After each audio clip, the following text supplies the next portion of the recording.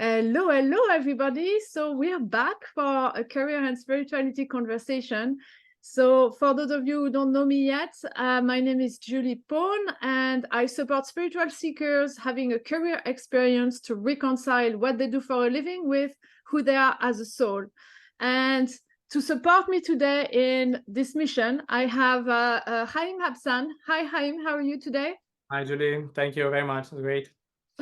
And together we're gonna, as usual, we're gonna explore Chaim's perspectives on spirituality and his career and how this has maybe interacted with each other. And but before that, we are gonna have a little grounding like we usually do. So I'm gonna get us to have a couple of breaths for a minute or two. Awesome. So let's close our eyes. For those of you who are listening who can close their eyes, don't do that if you're driving the car, obviously. And first, let's just press our feet on the floor for a second and have that intention to ground ourselves. Maybe saying a little thank you to the earth for being here underneath us. And then let's move our attention back into our body and into the chest and into the heart, connecting with the heart for a moment. Maybe we can hear it or feel it. And then imagining as if our breath is flowing in and out directly through our heart.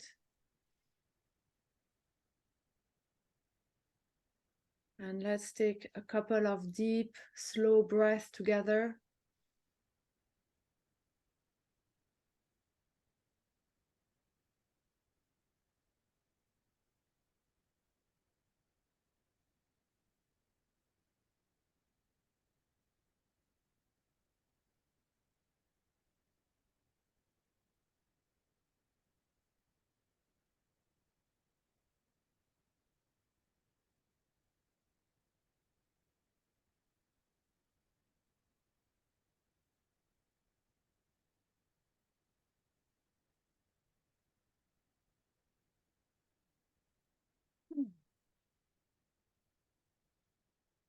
Beautiful. And whenever you're ready, let's open our eyes again.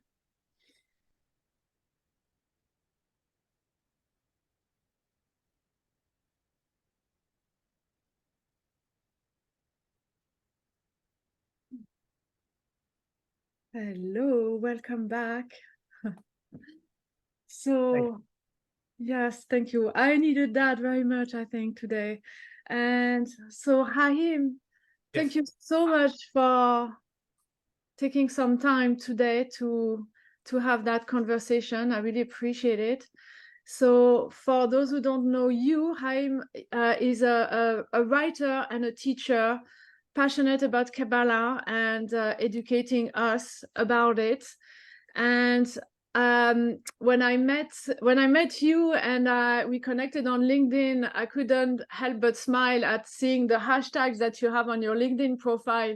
You know, that among others say like, you know, web design, hashtag web design and hashtag spirituality. So you know, for a career and spirituality conversation, that was pretty on point.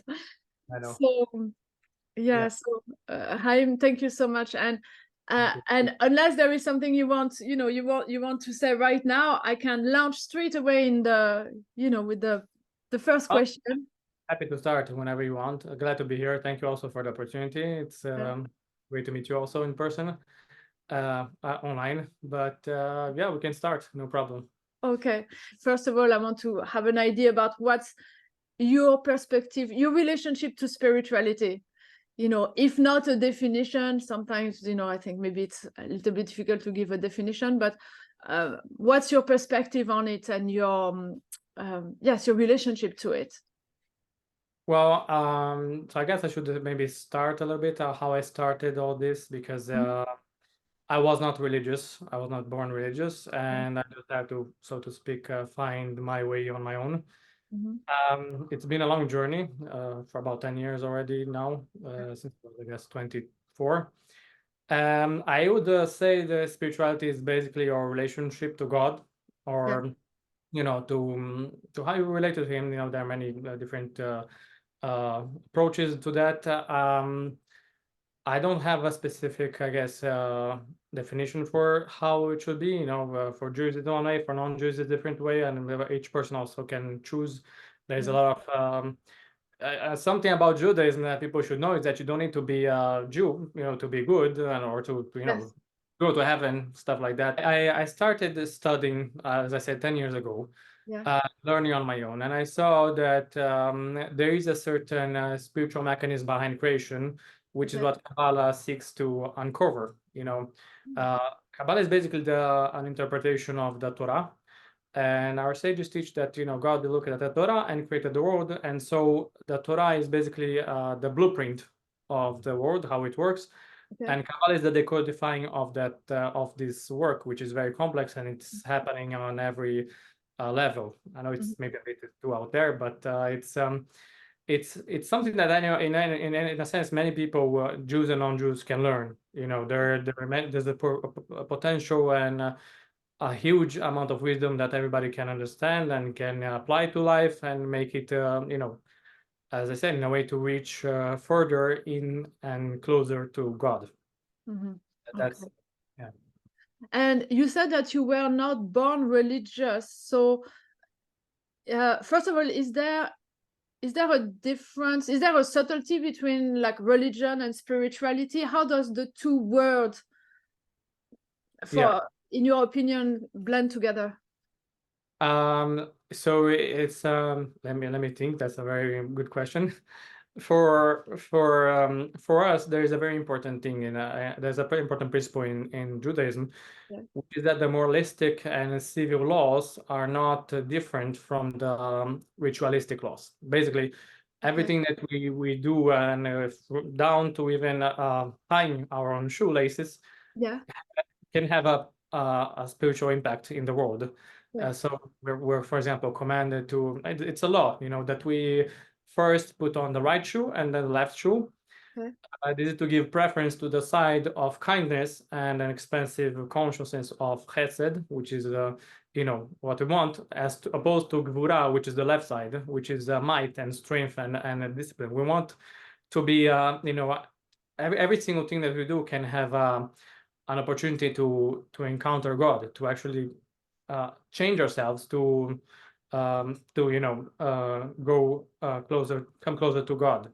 And so there is I don't know if in a biblical sense we have the term spirituality, because I think it's supposed to be a second nature for everybody. You know, everything we do should be spiritual in a way. So there is no difference between these two things. Yeah, I like that. I see, like, you know, the more I learn about this, you know, spirituality, and because like you, I was born in an environment that was totally non-religious, so I made my way learning by myself as well, in a sense. And yeah, I find that we are of a spiritual nature, and that there is no reason why, you know, this is not this is not a natural way to interact with the world. There is probably things that we don't know, we're not educated about how the universe works, that would help us to bridge the spiritual side with the materialistic side of life. And so it sounds like Kabbalah is probably like a very important way to learn. You know, it's one way to learn about these things. Right. It's very so to speak inclusive in a way, because it's so self-evident in the way we interact with the world and how also our minds work. There should be, we unfortunately lost with this, as many people lost this touch with the spiritual side, and but there is a purpose and a meaning to everything we do. Yeah. So yeah, I'll have loads of questions about, about that particular aspect. I think we're going to delve into it a lot. But before that, I want to make sure that we're also having a little overview about your journey, your professional journey. And has your professional journey been somehow influenced by your spiritual journey? Actually, not at all. But I mean, except now that I'm focusing on teaching Kabbalah. Yeah. I graduated as a businessman, Mhm. and I started working with marketing. Yeah. Uh, and then, basically I've been doing websites and working with digital marketing, like writing articles Mhm. and working with marketing campaigns.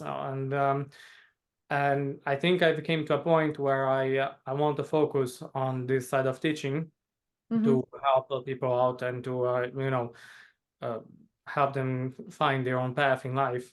And I think this is, I guess it's we, again, like I said before, we shouldn't have a differentiation between how we the material side of things and the spiritual side of things.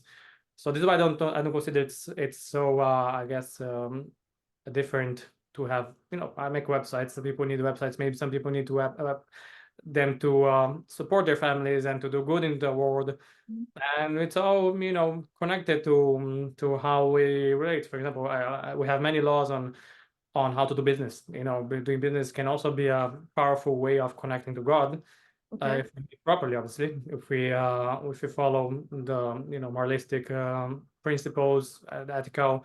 precepts that are supposed to to be very, very careful how we deal with others, how to sell, how to buy, and it's all related. But so up until this point, I guess maybe half a year ago, I was just doing digital marketing. Yeah. So my career has not been very linear. I have been having many jobs and and trying to find, I guess, what to effectively succeed. So maybe this is the path. I don't know. Yeah. Still, yeah. And did you have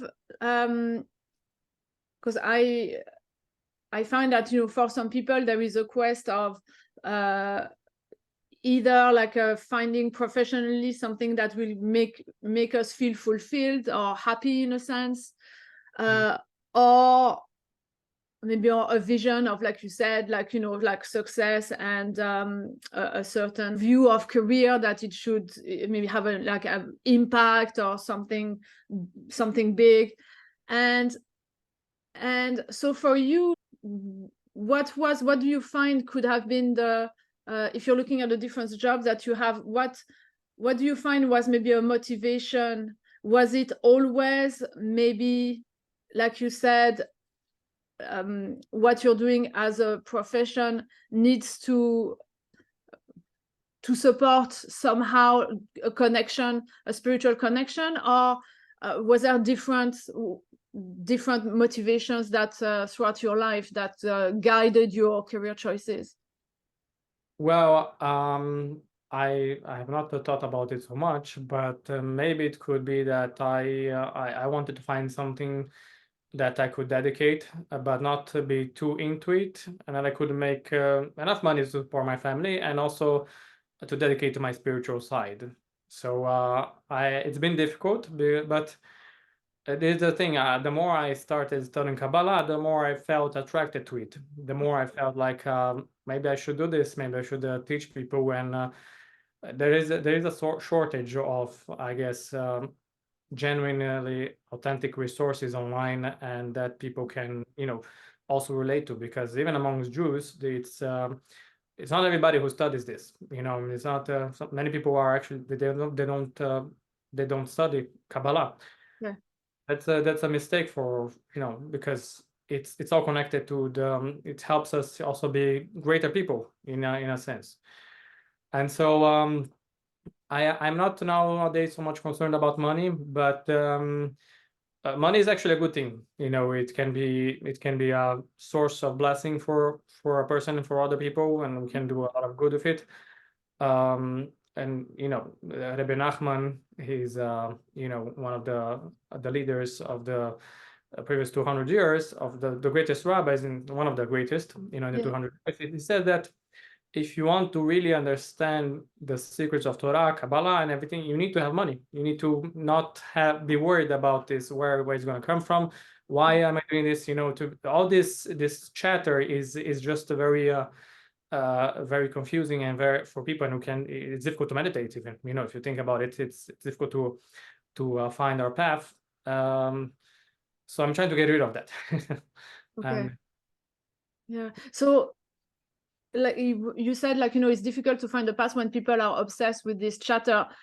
It reminds me of, okay, it's money, but it could be something else, as long as it's worry that lowers your that put us in fight or flight, so then we don't have the same capacity to be focused, we can think straight. So is that in that sense that he would have said that like right? Yeah, we need what is called in a Kabbalistic term called the Ishuv Hadat, meaning the settling of the mind. To have a settle, to be able to be present, to be able to focus on what we have to do, even if it's working or it's praying, or it's eating. Even there's a lot of secrets about eating. We have to have a calm mind that is able to to rule over our emotions and the bad emotions, obviously, to keep them at bay, and to be able to help us also propel closer to where we need to get to God, to focus on what is at hand. Okay. And I have so many, so many questions. Some of them I can't even I understand, no problem. Yeah, like put them into the right form, and like so many are coming. But I'm also curious about the fact that you said you were not religious at the start. So, but like you were obviously born Jewish, right? So does it mean that in your family, in your upbringing, like your family was not practicing? I don't know if we said that or. Yeah, they were not practicing. We used to go to synagogue a few times a year. But then, when I started my career as a consultant, I had some free time and I just, browsed the websites. No, they didn't care so much about what I did. So I started studying Kabbalah, actually, which is very much against, I guess, the order of things. Usually you study the revealed part of the Torah, which is the laws, the discipline, the rituals and everything. I started studying the other side, completely opposite. So I started, I found it was very interesting, very many things I had no idea about, and it was just so very eye-opening. And I started going, studying it, and eventually I decided to slowly add to my observance, and until now, I became fully observant of the laws. And so I did a master's program outside, where it also helped me to expand my horizons and understand a little bit. And I ended up finding my wife in Sweden, so that was good. And I studied there also business, and started growing and growing, and then we decided to get married. So it's been a long journey, but not very linear or peaceful sometimes, but and it's been good. Okay, that's interesting, because your discovery of the like your study, like and it sounds like a longing for the spirituality, actually, that actually brought you back to the to be closer to religion, in a sense. Yes. We say that? I don't know if it's a proper. Yeah, it does. Yes, it's and that is the thing, I guess, that I'm allowed to say why one of the reasons why many people are not maybe in Judaism more religious, and sometimes it's because, I guess, they don't know why they're doing what they're doing. I think it's they don't know. Kabbalah would do a lot of good for everybody. There's a little stigma that people think that you have to be over 40 years old or have studied 40 years in order to start studying. But this prohibition doesn't exist anymore. It was back in the days, I guess. And I think people would benefit a lot from that. That's my goal, to help open the doors to this knowledge. that everybody can reach it and find guidance and enjoy, Yeah. So on this topic, because throughout all the courses that I've done, some people would talk about things that are like refer to the Kabbalah, and some things like the tree of life, and some, and I've always found it like super interesting, but when it's thrown like that, it's like it feels like you're at the bottom of a mountain, that like the information in order to really understand this is so vast that you wouldn't even know where to start. So I heard you say earlier that Kabbalah is basically the decoding part of the Torah.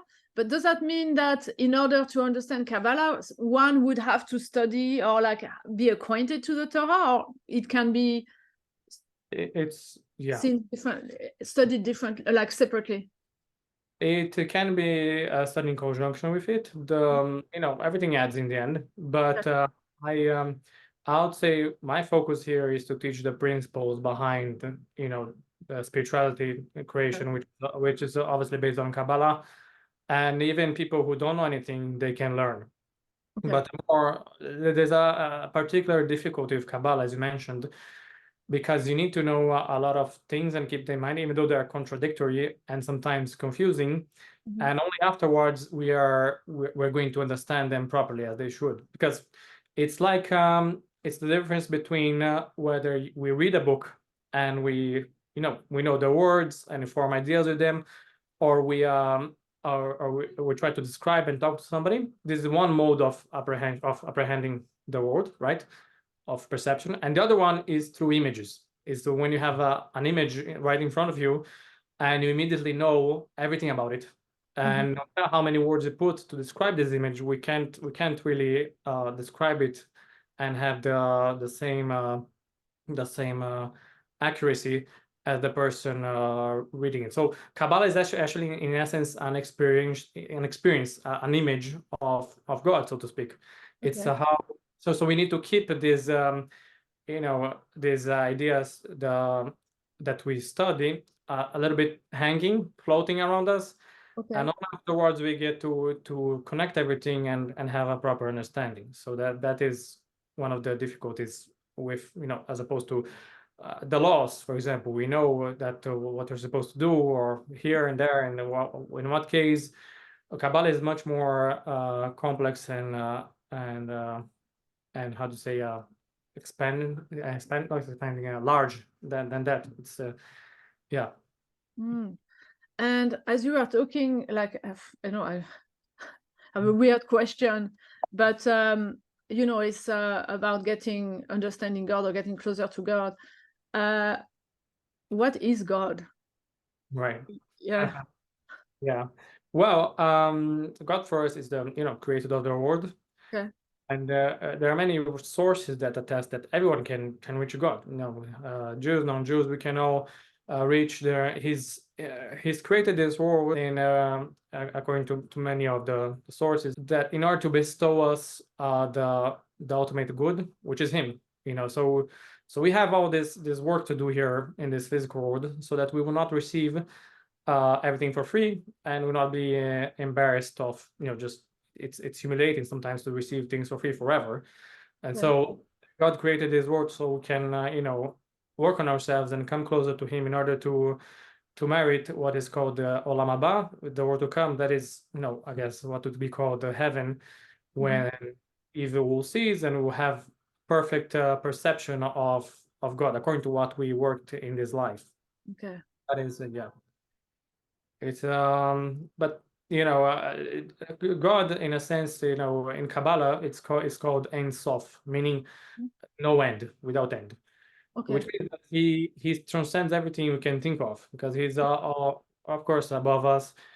And but then he created this system of the spiritual worlds and the Sefirot, which is as you saw, the array of the tree of life, that helps us understand his involvement in creation and have a relationship with us. It's like a very powerful light that comes to a prism, and And then comes out on the other side, the rainbows that we can understand the light, but the light is too strong for us. So he created this system of filters that we can, work through and in a way understand him better. Okay. And also to change ourselves from within, to once we have a perception of something, that becomes a part of us and changes us from inside. Okay. So he created that in order to have a relationship with us. Otherwise, it would have been impossible. Okay. And so as if like God, like representing the whole, or like the infinity, and that's us as a little fraction of it. We couldn't possibly have. We're not equipped to perceive that level of Right. I'm going to say infinity, as out of a better word. And so like in order to have a little bit of understanding of it, it basically needed to make itself more approachable, and that's how that's the prism that you're taking about. I'm trying to put it in my own words, see if I have if I'm grasping the concept. Right. No, the word used is tzimtzum, which is a contraction. So God, so to speak, contracted his presence to his essence, actually, to so that finite beings like us could exist. Okay. But the ultimate purpose of creation is, of course, good. We are working for, in order to merit this state where there will be no evil, no more pain, no more suffering, and which is in the end, now is the training ground for that, the arena that we have to go through. And Kabbalah also speaks about reincarnation a lot, and that's, I guess, a topic that many people don't know about. Yeah. But reincarnation, in a way, also explains a lot of why we go through. And it's a very complex system. I'm not claiming to know even 1% of it, but it's because it's so there are so many ideas and so many laws or principles that we have to get acquainted with. But everything that we experience is a direct manifestation of God. That is, of course, God is trying to show us something, and to guide us on the good path. That we should find him and be good people, and in the end, life is very fleeting, right? We have to make the most out of it, and yeah. And so, pardon me for asking. I'm trying to make connection between what what I know so far and how you're describing it, because to me it seems like it's the same but described with maybe a different wording. But when I'm like studying or learning about the science of spirituality, where like the field of energy, or the ether is the universe, whatever way you want to call it, is sort of has a sacred geometry that divides itself in order to basically create what's visible, and the building blocks of reality. Does that also can it be a possible metaphor for how you're describing God, and how is contracting itself in order to create us?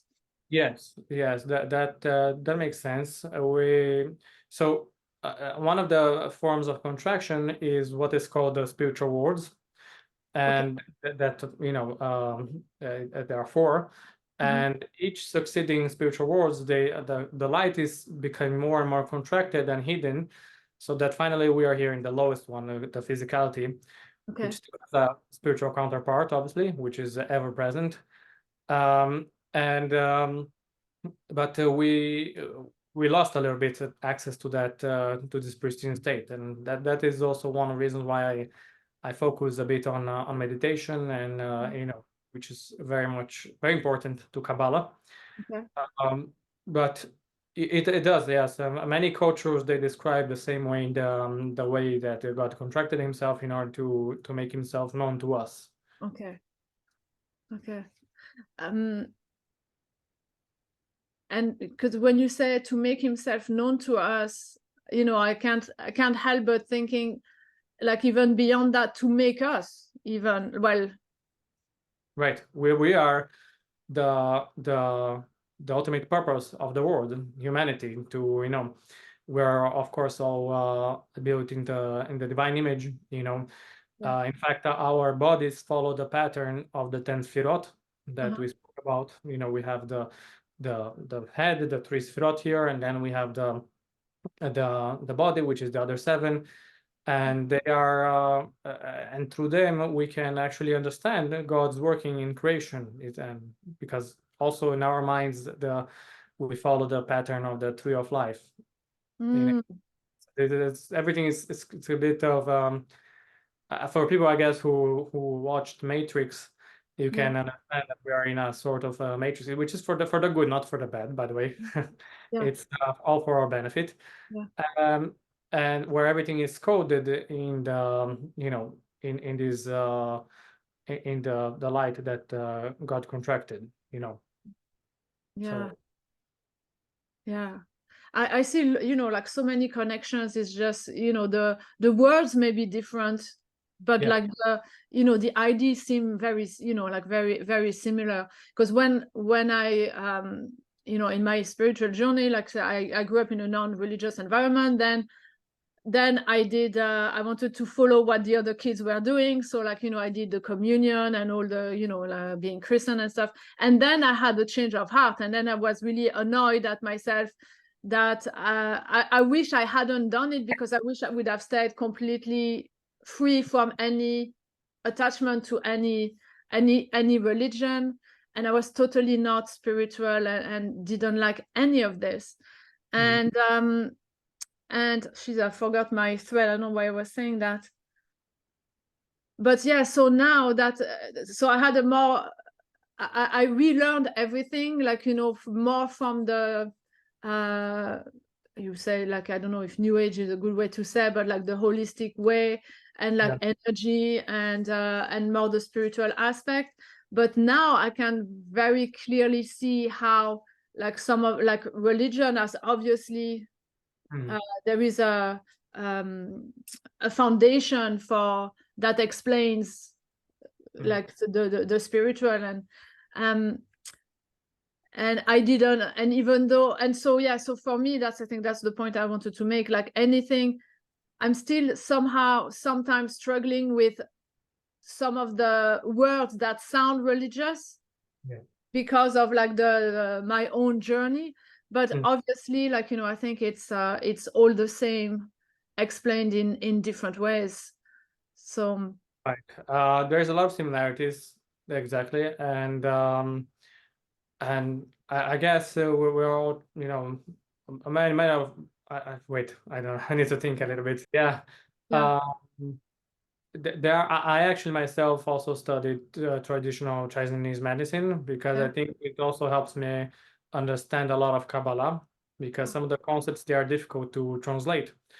And so and I found a few very interesting connections between the energy body and some parts of the soul, which make sense to me, at least. But you're right. In the end, there is people have to, I guess, find their way into to God, to however they can.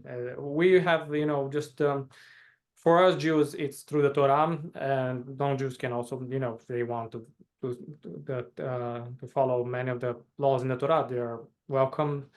But there are also what's called the 7 mitzvot, the commandments of the Noahides that Noah received, and when he came out of the ark, and which form the basis of, to have somewhat a civilized society that we want, to have harmony, to find. But other than that, there is really no there's really no imposition on on how people should find God in their lives, Yeah, and to me, it's like really finding God in a way. It's like understanding our own nature as well, maybe.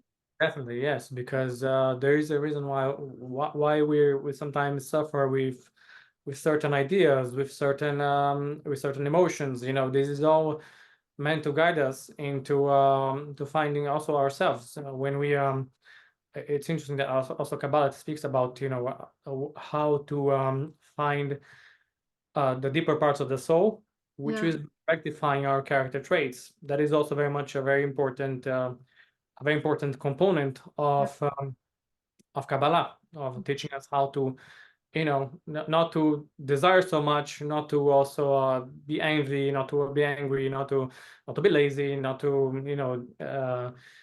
many things. It's all part of also. In doing this, we are actually reaching higher states of consciousness. Oh yes, interesting.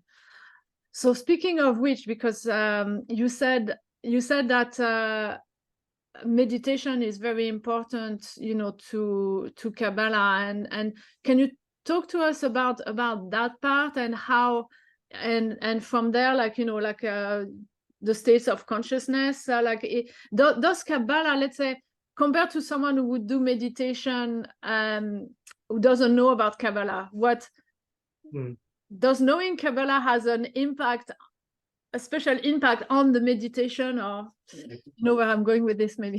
Yeah. So first of all, meditation is actually not so popular among Jews even. Okay. It's very, very important because there is a principle that the soul is our consciousness, essentially. When you want to experience our soul, we have to see how we're feeling, what we want, and how we speak, even how we do things. And so for people who don't know so much about Kabbalah and they're still meditating, meditation is actually a very broad term, because you have so much flexibility. You can meditate on just observing your thoughts. So you can meditate on the Sfirot, or you can meditate on the Hebrew alphabet, or on the divine names. And all these things, they are meant to affect a change within us. They're meant to not only change our behavior for better, but also to experience God Himself, which is something that I had a lot of hesitation in going down that path, because it's not, if people, I guess, think you are weird, me, of course, weird, because what do you mean experience God? It's like you're supposed to do things without trying to get high. You're supposed to do things for God's sake, and I see that it's not like that, and that's what I'm trying to promote in a way. There's a lot of very powerful meditation that we can learn in order to access, also even maybe sometimes travel to the spiritual worlds. Through meditation, we can also reach the deeper parts of our souls. Okay.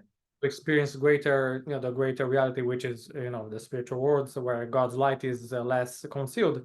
So we have a very, very big tradition on meditation, which unfortunately has been lost a bit, and unfortunately has been put aside, because people sometimes they don't see it with good eyes. But there is a lot we can, no Jews and non-Jews can meditate, for example, on the Sfirot. If you feel like some, for example, somebody who's stingy, he can meditate on a certain Sfirah and meditate on certain names, and then he just becomes a better person. Or somebody who eats a lot, who can stop eating, or wants to stop smoking, whatever it is. So meditation actually was also a means for people to absorb and download, so to speak, knowledge and wisdom from the higher worlds. And that is something so out of this world that I guess people, but it's in the books. The many great rabbis, they write extensively about that, how God Himself can even teach you and can bring you a lot of knowledge that it would be possible in this lifetime. Okay, so would it be a little bit like the difference between like studying, like reading the text, studying the text, which is very much involved, in the conscious mind, the intelligence, etc., versus removing the mind, so to speak, meditating, getting the mind on the side, and getting a direct download of information. Yes, that is what our prophets and sages will do. They couldn't, even up until a few years ago, even there were people who could do this type of things. Now it's become a little bit difficult to find, because it's important to cultivate this the mind as to become a proper vehicle for receiving all this wisdom. Okay. It's very much possible. Yes, you said it correctly. One, there's difference between studying the text and also experiencing it, and to be able to go and download this, to think without words. That is it's the form of the sphera of Chokhmah, which is wisdom, which is the state of silence, when we silence our minds. Okay. Chaim, I'm gonna have to ask. I know I will have to ask you. Maybe can you give us a little, maybe I say a little vocabulary, shortcut, so that when you're talking about Sephirot, like and different words that you're using, can you explain a little bit what it's referring to? Sure. So Sphirot is basically the building blocks that God used to create the world. They are like they are related to the word Saphir, which is sapphire. Which is what? Sorry. Sapphire, the precious stone, sapphire. Okay. Because it reflects his light, and it makes it available for us to absorb it. Okay.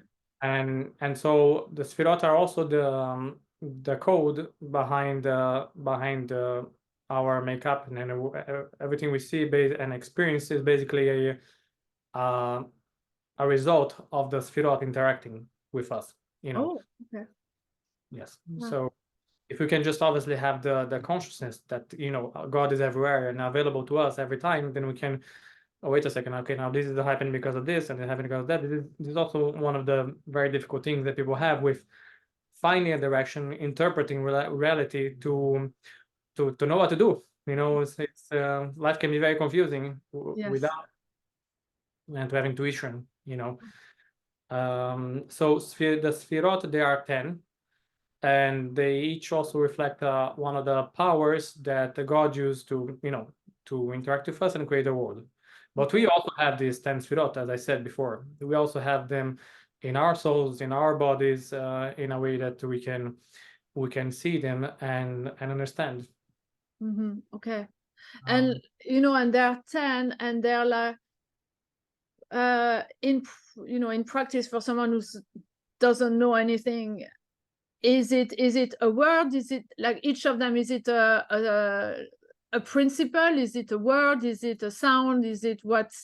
How does it show up? So each sphera is a composite of many divine names. Okay. The reason why we perceive something like that is because through the divine names, God created the Sphirot, and then through that he shown it upon us, so to speak. We can, so that's why also one of the ways to meditate, to to do affirmations and to attract the things, and is to also focus on that, but never really losing sight that it's God in the end. We can't just say there are three different gods. That's not the point here. The Sphirot are very much a very important part of Kabbalah. It helps us understand a lot. All the words of the Torah, they are related to a certain Sphira. And this is one of the works I like very much by Rabbi Yosef Gikatila, who writes about how many of the words are related to each Sphira, and then how we can interpret it, how things are, how it relates to our lives. And it's, it's very important, interesting. So everything has, in a sense, a relationship with the Sfirot. Everything experience is the result of God using that Sfirah to guide us to a certain place, to bring us to understand something, to learn something from that, and or fix in life.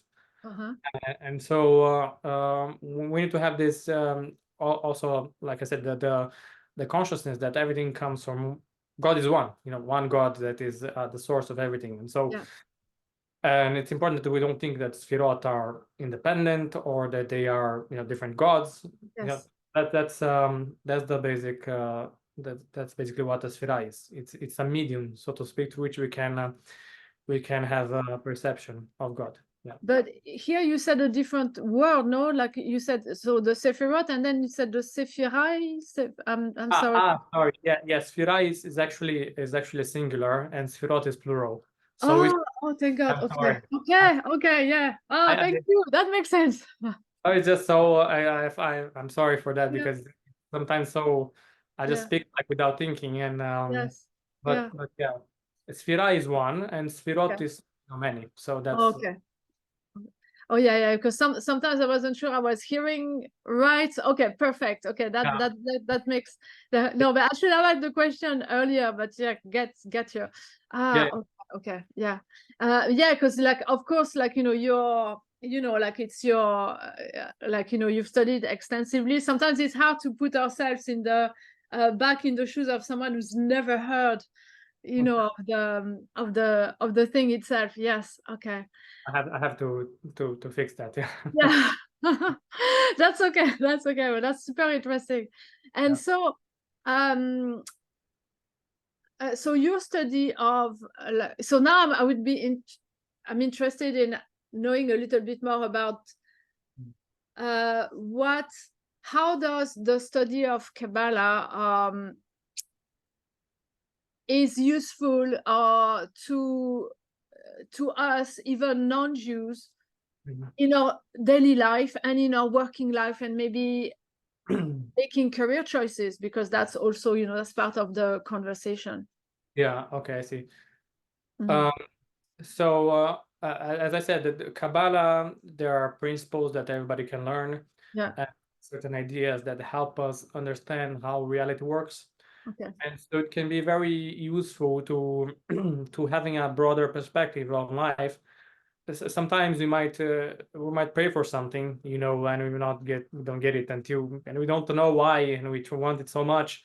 And very frustrating. So Kabbalah helps us understand why this is so. Also, sometimes it could be a person, is reincarnated and he has to suffer that without that thing that he wants for some time. And it could be that maybe this thing will not be good for him because it would take him somewhere bad. That, for example, just simply the system of creation that God created requires to have more prayer or more patience or more, it just takes time sometimes. We have to, good things take time, right? And it helps us have a broader perspective on how, and leave us a little bit our constructed mind of the here and now. Sometimes, sometimes we have to not focus so much on the present, and we have to see also how far we came and where we can go, where we're going to. Sometimes, it just takes time. Our forefathers, for example, Abraham, he had a son only when he was 99. He had to live very, very long until he was he was able to have him. So it's challenging. Life is meant to be challenging, but there are ways of by learning these ideas that we can find some consolation, some comfort in knowing that we're not alone, and God sees us and he understands our pain, and he's also he wants to give to us, but sometimes it's a matter of us creating the vessel to have the light. And people think, well, I have the vessel, I'm doing what I'm supposed to be doing, but it's not like that. Sometimes we need to have bigger vessels to have bigger gifts, and sometimes we don't see that. And so Kabbalah helps us with all these ideas and many more, helps us understand that it's okay. Everything is for a good reason, and yeah, that's okay. So it allows us to understand, to basically understand the situation that we're in and what's the maybe the underpinnings, we said that, the underpinnings of what's happening to us, so that we can make peace with the situations. yes, A good way yeah. to say. Yeah. Yes, and also as a way to understand, you talked about career, Yeah. about finding, what is the best way I can do good to the world, because God equipped us, with whatever we need for our challenges. There is a principle that God doesn't give us any challenge that we can't withstand, that we Okay. can't succeed. Yeah. And so, if a person, let's say, is an expert in something, then chances are this is supposed to be his career. But for some people, it might be more difficult, and so it can be very useful to have a way of interpreting reality, to know, wait, what am I supposed to do? Where am I supposed to go now? Yeah.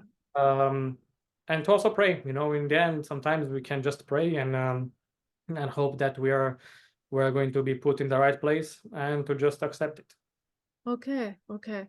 Oh yeah, I like that. So, because for some people it might be like, the career trajectory might be obvious, Yeah. and for some people it's a constant struggle or wanderings, and so it can both help us to understand ourselves better, so we can so the path become more clear, or else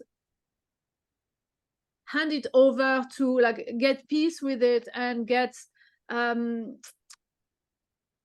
and yes, maybe can we say manifest? Is manifestation a word that fits well into the context of Kabbalah, or not at all? There is a thing of manifestation, yes. Yeah. Or in a way, a form of manifestation, actually. We're drawing down the outcome that we want from the source Okay. of blessing, which is God, and then we want to bring it down here. We are manifesting. So yeah, it is.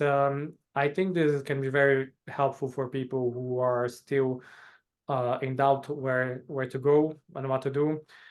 Because, for example, one of the practice that I have, it's called hit bodedut, which is, it's a form of meditation where you talk to God about whatever's on your heart. You just talk really as if he was here and now, and he listened to you, and like a friend, just keep talking, and I know it can be very difficult at first, and it was for me very difficult. It sometimes still is, but through that we can actually derive a lot of important guidance, because the Baal Shem Tov, the Rabbi Israel Ben Eliezer, who was the founder of one of the important movements of Hasidut, he said that the speech that you use when you are talking to God is actually a form of divine spirit, of what we call Ruach HaKodesh. It's like a form of a minor prophecy that is meant to guide. It can be very powerful to guide us and to know what we're supposed to do, why things are happening the way they are. And there are many more different meditations that we can use to do that. Okay. Well, it's like, it sounds so rich, in the sense, like, so varied. It sounds like whatever we can possibly be going through, there is something, like, in the context of the Kabbalah, that we can do to support ourselves. Yes. Yeah, Very much. And this practice, can even start with 5 minutes. I mean, I say 1 hour, but of course it can be even 5 minutes. It can be very, it's like it can be talking to a therapist. It can be also, meaning God as the therapist. Because as we know, one of the in psychotherapy, one of the ways of healing is by pointing out what is the cause of our pain, to identifying, to digging deeper. And in doing so, we are actually able to also reveal greater parts of our soul and to have access to it. It's very, there are many ways. In fact, yes, whatever works for somebody might be not what works for somebody else, but there is something for everybody. Yeah. You know what I got? Tell me if that's you know, if that works, but I just got that metaphor in my head that somehow it's like studying like the Kabbalah, or like learning of some of it. It's like knowing HTML in order to code, you know, so that it helps to understand what's happening, you know, on your website and stuff like that, so that you know exactly what, and then you can change things. So is that a little bit like that? Yeah, there is. There are two main different ways of changing oneself. One is by, you know, through the internal part, internalizing certain things, and you know, which is the path of Kabbalah. And another one is also by the external, doing things that a certain way or withholding ourselves from something. But we can in effect change, yes, from within. It's very much possible. Yeah, that's a very good analogy. Yeah. Yeah, so like this whole matrix that we are living in. Yeah. So, and because I know we are coming closer to our time here, I don't want, you know, I want to be respectful of your time. Is there 20 more minutes or so if you want? It's okay. Okay, so because you're a teacher of Kabbalah, so how do we, like, if someone wants to start learning about it, what shall they do, and maybe how can they find you, maybe on the to do that? Right. So now I have a website which I'm still building up to make it better, actually. But it's called the KabbalahEmpowerment.com. Yeah. And I have many articles there, I think more than 100, and where I try to explain in very simple language how Kabbalah works. Okay. So many different parts. And but I also have a free ebook that I offer to people. It's the illustrated book of Kabbalah, where I teach about the spiritual worlds and the Sfirot, and you know, what it actually means for everybody. This is a very good, I guess, starting point. Okay. Okay. Yeah. Yeah, and you might be doing courses like maybe in the future, or because I know when I met you, like you had a little series going on. Is that possibly gonna start again? Yes, I hope so. I've been very busy with different jobs, Yes. so but I very much enjoy. I think people have been liking the webinar that I've been doing. Yeah. I hope to come back soon. Yes, but for people who want to access the this webinar, they can find on YouTube my channel, Kabbalah Empowerment. Okay, perfect. So I'll make sure that people have all the links so that they can find you. But I guess for people who are really interested, it's a good idea to download your ebook so that they'll be on your email list. So as soon as there is a course that comes down, they'll be, you know, like they'll know about it. So like in this ocean of internet, you know, online information, I think is good to be connected. Yeah, more specifically.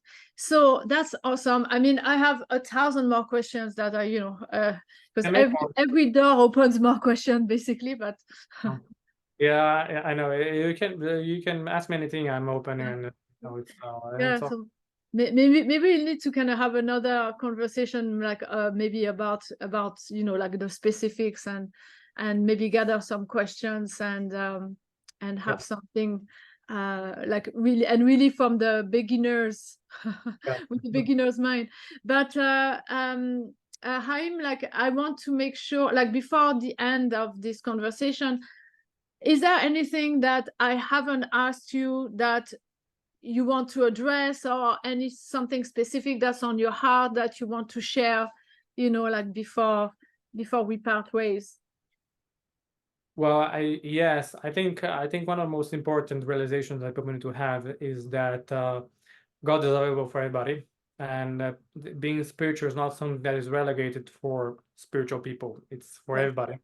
It's something that everyone can work their way through, and Kabbalah presents a path that people, everybody can understand something from it and improve themselves. You know, ultimately, we want to, like I said, have this perception of God, which is, you know, a very blissful, unifying and peaceful way of harmonizing life, and you know, being understanding that our problems, they have and our suffering has a purpose, and it's all available for whoever wants. There is just you know, we only need to have the will to persevere and to understand, even though sometimes it might be difficult, it might take time, it is within us to reach that state that we want to be.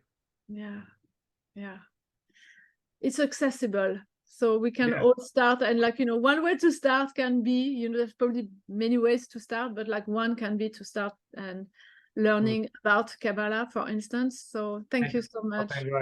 Yes, I'm very excited for our listeners to discover something valuable today, and that opened up maybe their curiosity to find out more, and maybe include that new dimension into their lives. I know I'm very much interested in it, and yes, gonna resume my journey through your videos. And so to everyone, thank you so much for listening to the end, and I shall see you in another career and spirituality conversation next week. Bye, everybody. Bye-bye. Thank you.